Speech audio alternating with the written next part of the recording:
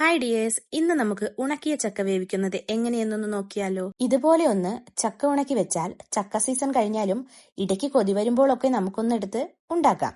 അതിനായി ചക്ക ചെറുതായി അരിഞ്ഞ് 3-4 ദിവസത്തെ വെയിൽ കൊണ്ടാൽ മതി. ചക്ക നന്നായി ഉണങ്ങിക്കിട്ടും. ഇനി നമുക്ക് കുക്കിംഗ് തുടങ്ങിയാലോ. അതിനായി ഉണക്കിയ ചക്ക 1 മണിക്കൂർ വെള്ളത്തിലിട്ട് വെക്കണം. 1 മണിക്കൂറിന് ശേഷം ചക്ക ഒന്ന് കഴുകിയെടുത്ത് കുക്കറിൽ ചക്കയും മഞ്ഞൾപ്പൊടിയും ഉപ്പുമിട്ട് വേവാൻ ആവശ്യത്തിന് വെള്ളവും ഒഴിച്ച് 2 ഫിസിൽ വരെ ഹൈ ഫ്ലെയിമിൽ വേവിച്ചെടുക്കാം. അത് വേവുന്ന ടൈമിൽ അരപ്പ് തയ്യാറാക്കാം. കുറച്ച് തേങ്ങ, ജീരകം, വെളുത്തുള്ളി, പച്ചമുളക്, കുറച്ച് മഞ്ഞൾപ്പൊടിയും.